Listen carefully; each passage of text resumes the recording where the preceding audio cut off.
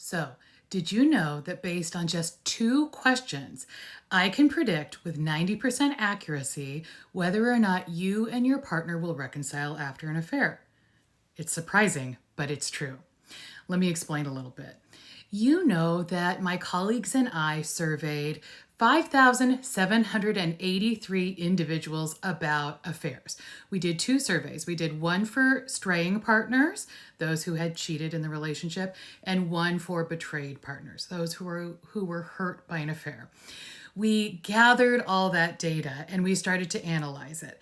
Now we've just begun to really deeply analyze it, but we're finding some amazing predictive abilities in our data. We have actually found 6 variables that predict reconciliation 74% of the time, and 2 of these variables predict reconciliation 90% of the time. So when people tell you that you can't heal from an affair, that's BS, and I can scientifically prove it. My colleagues and I are in the process of writing a manuscript that we're going to submit to peer-reviewed journals, and we hope to have this published soon. But the data is so important and so reassuring that I had to bring it to you because so many people are told, and the narrative in our field for a long time was, you can't heal from an affair, just let the relationship go.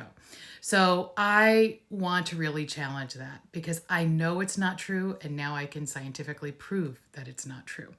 So until we're ready to publish, I'm going to share tidbits of the data and clue you into what we're finding. So let's start with one of the first charts that I'm ready to share, and we can talk about some of the variables that are influencing whether or not you're likely to reconcile. All right, so here we go.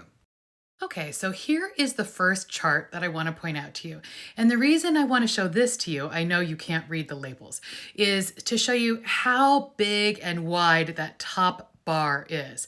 So remember that in a minute when I show you, when I zoom in on all of the labels below.